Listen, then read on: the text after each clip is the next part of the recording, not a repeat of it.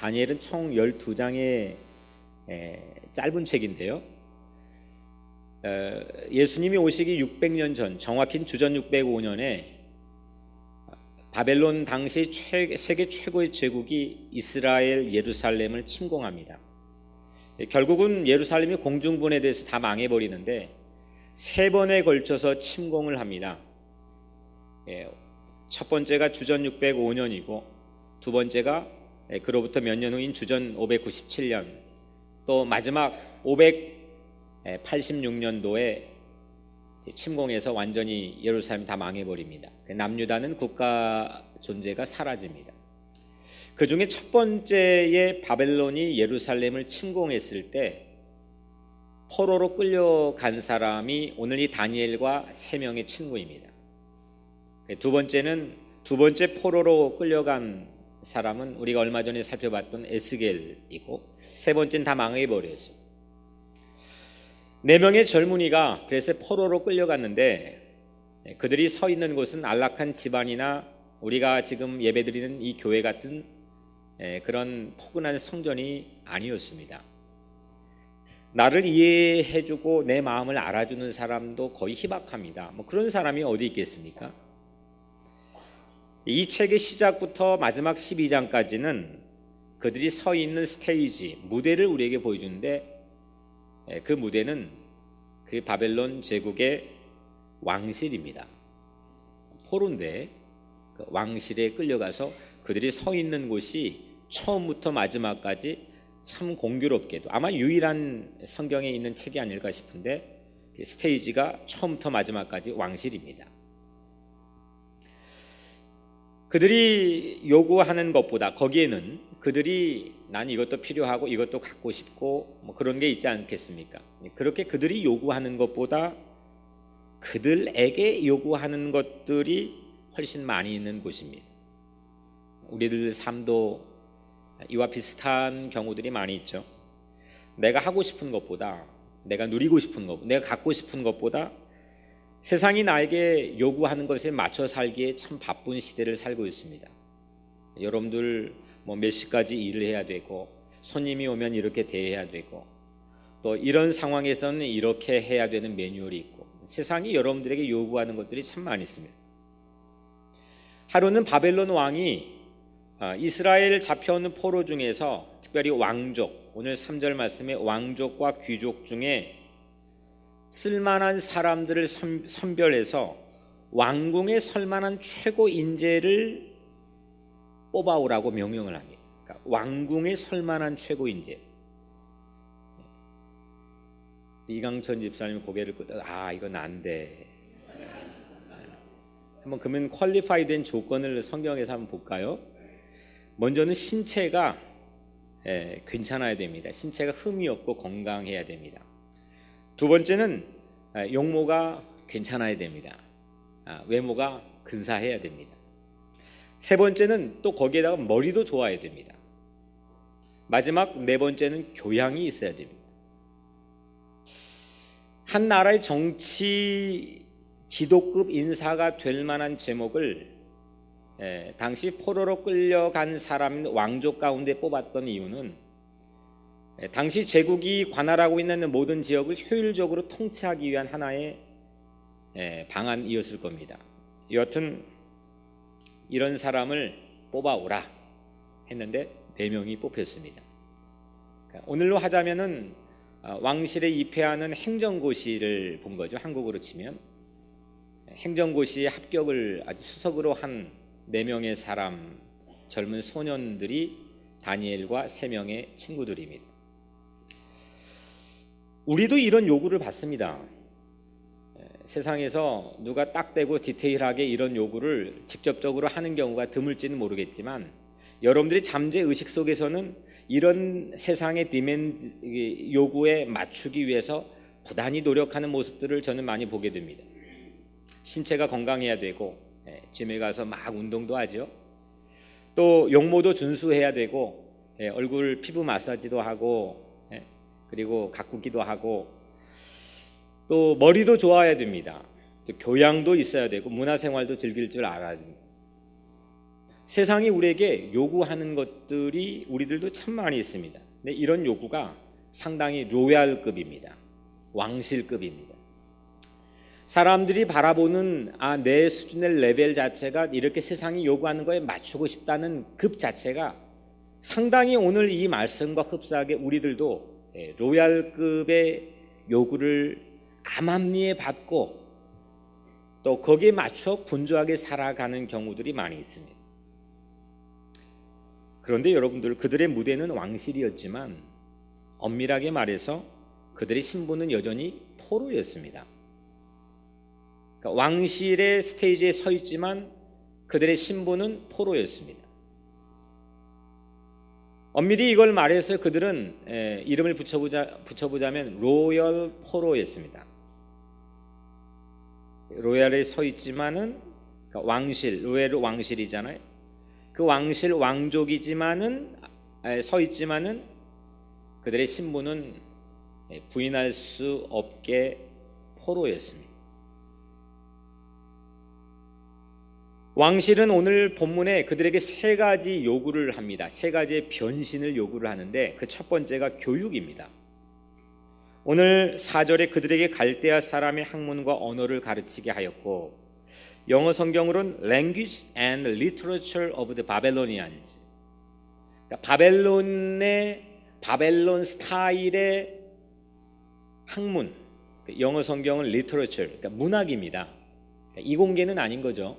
문과 계통인데, 뭐 미국도 미국 사회 자체를 알려면 역사와 영문학을 알아야 되는 것처럼 당시 바벨론화된 엘리트들을 기르기 위해서 바벨론 문학을 주입하고 가르치게 했습니다. 그리고 언어, 랭귀지, 그들에게 당시 바벨론의 언어였던 서령 문자, 모양을 만들어서 이게 아카드어인데, 자기들이 썼던 이 히브리어, 이스라엘 말과는 완전 딴판인 전혀 다른 아카드어를 배우게 했습니다. 이게 첫 번째 그들의 변신을 요구한 하나의 모습입니다. 두 번째는 체질 개선을 요구했습니다. 오늘 5절에 왕이 지정하여 그들에게 왕의 음식과 그가 마시는 포도주에서 날마다 쓸 것을 주어 이렇게 3년 동안을 체질 개선을 위해서 힘쓰게 했습니다. 왕이 지정한 음식을 먹게 하고 왕이 마시는 급의 포도주를 마시게 했습니다. 이 로열 스타일로 체질 변신을 이 왕실은 그 엘리트를 기르는 대상들에게 주문했습니다. 마지막 세 번째로 뭘 했느냐? 계명을 했습니다. 우리도 일제시대 때 창시계명을 도전받지 않았습니까? 뭐 거의 비슷한 건데, 이 사람들의 본래의 이스라엘 이름은 오늘 본문에 나오는 것처럼 다니엘, 하나냐, 미사엘, 아샤라. 여러분들 그냥 그냥 이름인가 보다 하겠지만, 저는 그래도 전공이 이제 구약이기 때문에 이게 보니까 이게 냄새가 난다. 이름이 서로 엮여지는 공통점이 있는데 냄새가 아주 확실하게 납니다. 이 이름이 공교롭게 다 4명 다 하나님을 뜻하는 야, 또 엘이 끝. 우리도 그걸 뭐라고 하죠? 돌림자죠. 돌림자. 이름에 돌림자가 있는 것처럼 이스라엘은 특별하게 그 돌림자가 끝에 이렇게 있게 되는데, 하나님의 이름을 자기의 이름 안에 담아둘 정도로 태어날 때부터 분명히 뭔가 신앙적인 배경이 확실한 그런 가정에 자라난 4명의 친구들이었습니다. 근데 이 이름을 바벨론식 아카드 이름으로 다 개명해 버렸는데, 그 이름이 벨드사살, 사드락, 메삭, 아벳느고 이렇게 바꿨습니다. 이렇게 세 가지 이 바벨론 왕실급에 맞는 세 가지 요구를 했는데, 그들이 서 있는 자리는 다시 말씀드리면 하나님 색채가 전혀 없습니다. 내가 하나님이 신앙생활 한다고 내 마음을 이해해 줄 만한 그런 벗을 찾는 것은 불가능한 일입니다. 근데 다니엘은 오늘 중대한 결심을 합니다. 오늘 말씀에 8절에 다니엘은 뜻을 정하여 했습니다. 다니엘은 뜻을 정하여. 다니엘은요, 포로가 아닌 발음도 좀 비슷하지만 포로가 아닌 프로가 되겠다라고 하는 결심을 합니다. 이거 엄청난 중대한 차이의 도전입니다. 다니엘은 뜻을 정하여 왕의 음식과 그가 마신 포도주로 자기를 더럽히지 아니하니라. 내 이름 바꾸는 계명과 바벨론식 스타일의 교육은 내가 받아들이고 수긍하겠지만 먹는 문제만큼은 내가 절대로 양보할 수 없다라고 하는 마음을 굳혔습니다. 이유를 우리가 정확히 사실 알기는 어렵지만 미루 짐작해보면 육류의 로얄 푸드, 당시 왕실에서 그래도 근사한 고기가 나오지 않겠습니까? 그 육류의 로얄 푸드가 유대 율법 하나님 말씀이 어긋난 돼지고기나 말고기일 가능성이 아마 농후할 겁니다. 여하튼 이후에 어찌됐건 나는 왕이 지정해준 로얄 푸드를 먹지 않겠다라고 선언을 합니다. 지금으로 치면 신입사원이 이렇게 이제 막 들어온 신입사원이 이렇게 당돌한 거부를 하면 어떻겠습니까? 지금 황관장이 이 오피셜한 리더가 이 모습을 보고 대하는 태도가 야 너만 왜 유별나가 튀어야 되냐? 너만 왜 이렇게 유별나게 또 특별해야 되냐? 이런 식으로 대합니다. 왜냐하면 왕이 지정해준 음식을 네가 먹지 않으면 내 목이 위태로워질 수 있다라고 하는 발언을 하지요. 이때 다니엘이 정말 멋지고 기가 막힌 기계를 발휘해서 제안 하나를 합니다. 앞으로 열흘 동안 자신은 채식만 먹고 그리고 물만 먹겠다. 채식과 물만 먹고 왕이 지정해준 음식을 열흘만 먹지 않겠다. 그리고 열흘 후에 그 로얄의 진미를 먹은 소년들과 내 얼굴과 비교해달라. 그 판단은 당신에게 맡기겠다. 이 한 가지 제안을 합니다. 상사의 지시를 거부해가지고 걸림돌이 돼서 직장에서 미운 오리 새끼가 되는 취급을 받지 않고도 하나님 믿는 신앙인의 색깔을 아주 선명하게 유지하겠다고 하는 기계와 다짐과 용기입니다. 사실 진지하지 않으면 내 신앙에 대한 고백에 대해서 내 삶의 어떤 자리에 대해 진지하지 않으면 이런 고민 하지 않겠지만 또 워낙 우리 바쁘잖아요. 분주하다 보면 이런 고민이 우리 삶의 틈에 끼어들 여력이 없을 수도 있겠지만 명색이 진짜 하나님을 믿는다면 살아계신 하나님을 여러분들의 아버지로 여러분들이 믿고 고백한다면 이 질문을 우리가 진지하게 다니엘을 통해서 가져야 됩니다.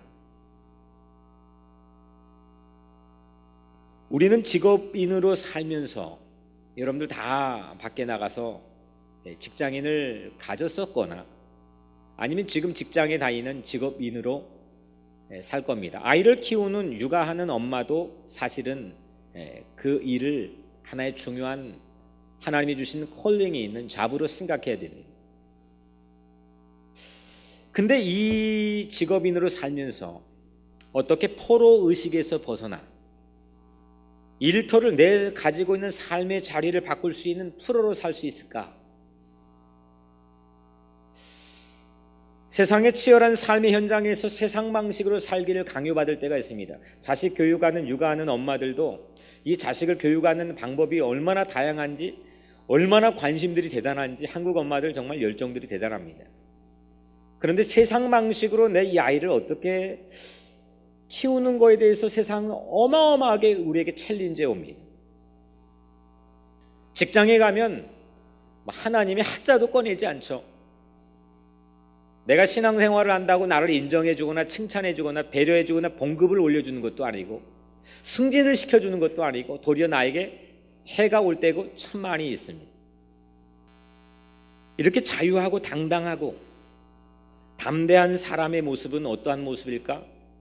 오늘 다니엘이 15절에서 그 모습을 보여주는데 열흘 후에 그들의 얼굴이 더욱 아름답고 살이 더욱 윤택하여 왕의 음식을 먹는 다른 소년들보다 더 좋아 보인지라. 더 아름답고, 영어 성경에 보니까 healthier, 더 윤택하고 nourished, 영양이 살에 막 그렇다고 막 포동포동하다는 건 아닐 거예요. 빛이 나고 윤택하고 광채가 나고 매력적이고 사람을 끌어당기는 인력의 힘이 작용하고, 그 얼굴에서 무언가 고매한 리더십이 풍겨지고 만나고 싶고, 비록 10일 동안 저렴한 것 채식을 먹고 살지라도 얼굴에 윤택하고 빛이 난 삶을 살았던 다니엘처럼, 오늘 여러분들의 얼굴에, 오늘 여기에 나가는 순간 하나님의 성령의 강한 광선이 비춰 여러분들의 삶에 윤기가 나길 주의 이름으로 축원합니다. 사실 이 말씀 준비할까 말까 하다가 그냥 쓰진 않았는데, 그 영국에서 제가 공부할 때 뭐 경제적으로 좀 생활이 어렵고 그러니까 그 큰 도시인데, 도시의 이 도매 야채상에 토요일 아침에 가서 팔다가 버린 게 있어요. 그 버린 거를 제가 이제 주워다가 집에 와서 그걸로 아주 오랫동안 한동안 맛있게 된장국도 끓이고, 좀 뭐 전 비참하진 않은데 비참해 드릴까봐 제가 이걸 지웠다가, 근데 그런 걸 먹는다고 해서 제 마음속에 단 한 번도 아주 참 궁색하다, 아주 비참하다, 그런 생각 하나님께서 갖게 하지 않으셨던 것이 제 삶의 가장 큰 축복이라고 저는 생각합니다. 어린 시절 고아원에 살면서 뭐 먹을 거 제대로 못 먹고, 제가 사실 이 얘기 처음 공개하는 거지만 제가 물미역은 절대 먹지 않습니다. 고아원에서 매일같이 삼시세끼 고무줄 같은 물미역을 줘가지고 그 물미역만 보면은 제가 학을 띱니다.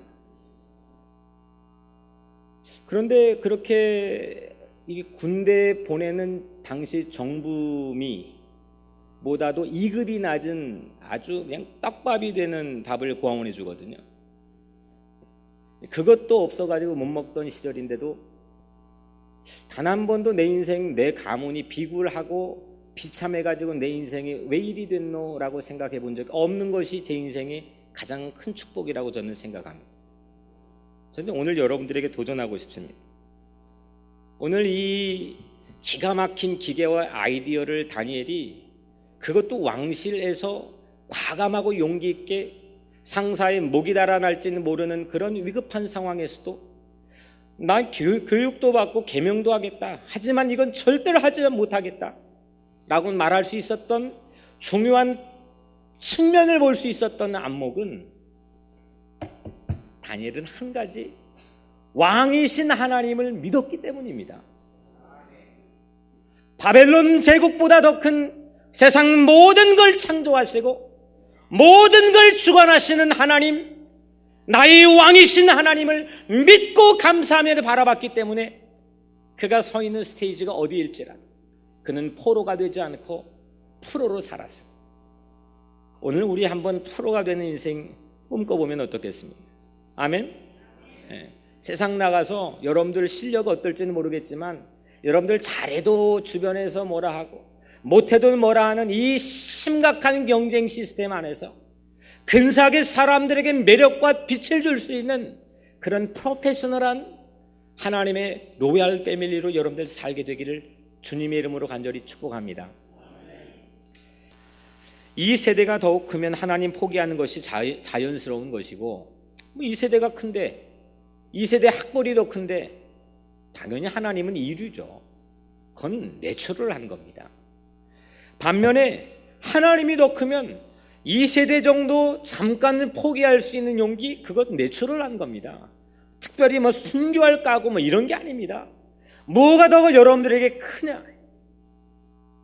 포로는요, 작은 것에 매여 있지만 프로는 큰 걸 절대 놓치지 않습니다. 오늘 여러분들이 큰 게 무엇입니까?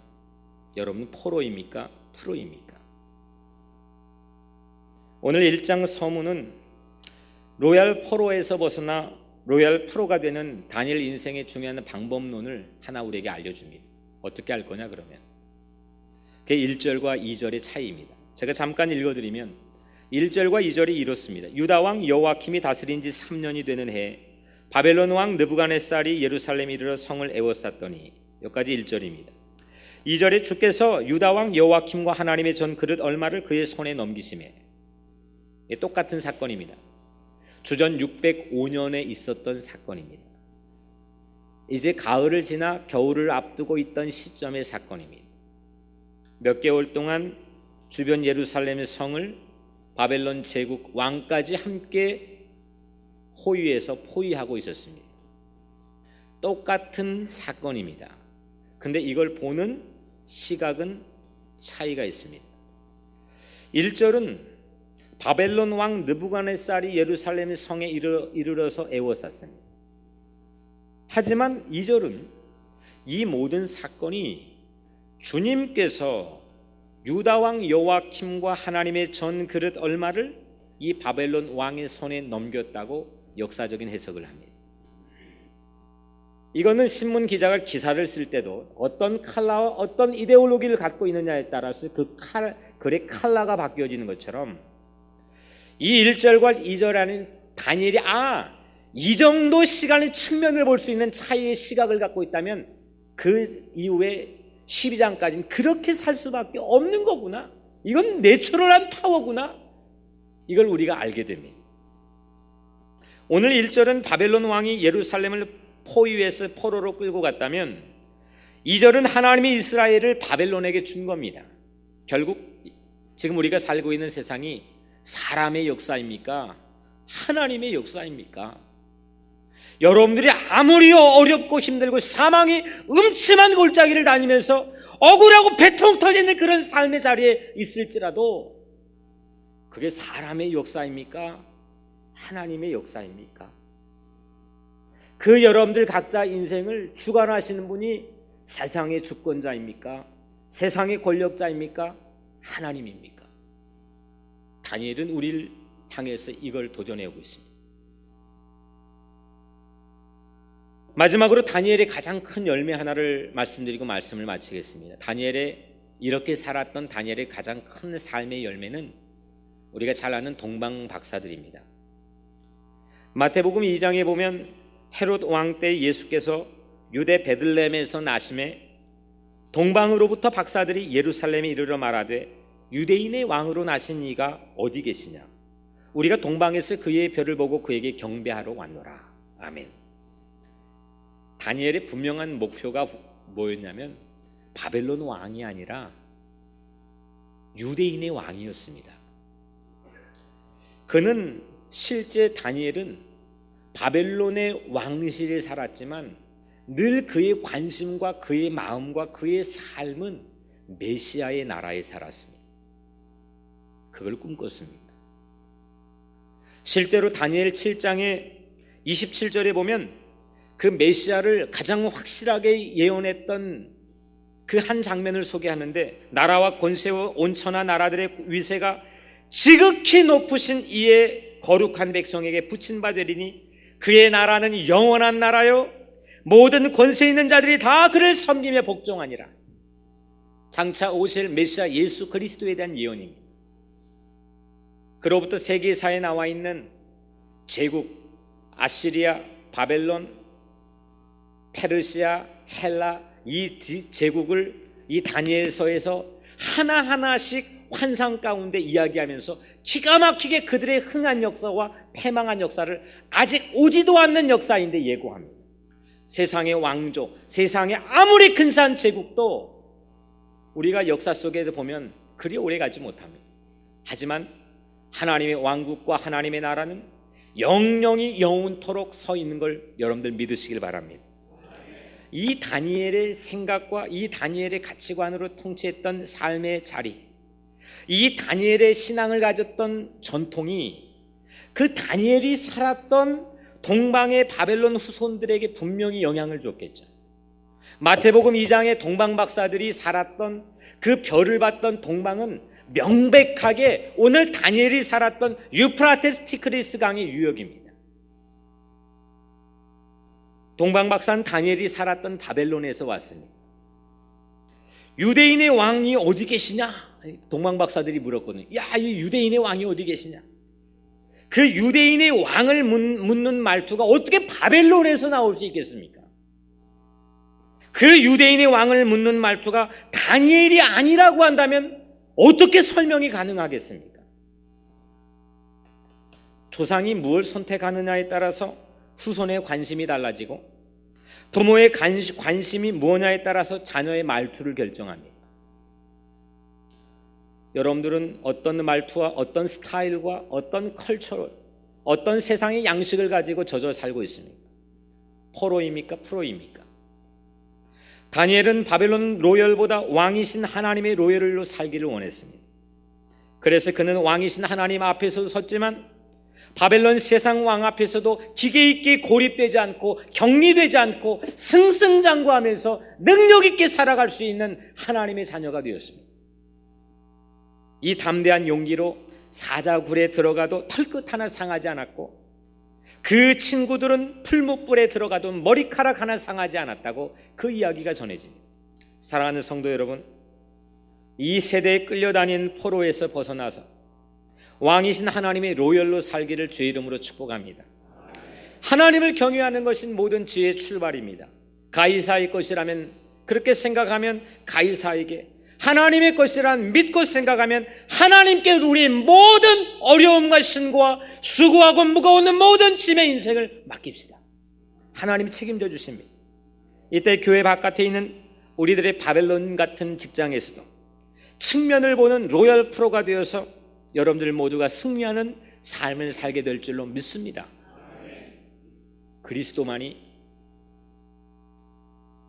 예수 그리스도만이 우리 왕이 되어 주실 것입니다.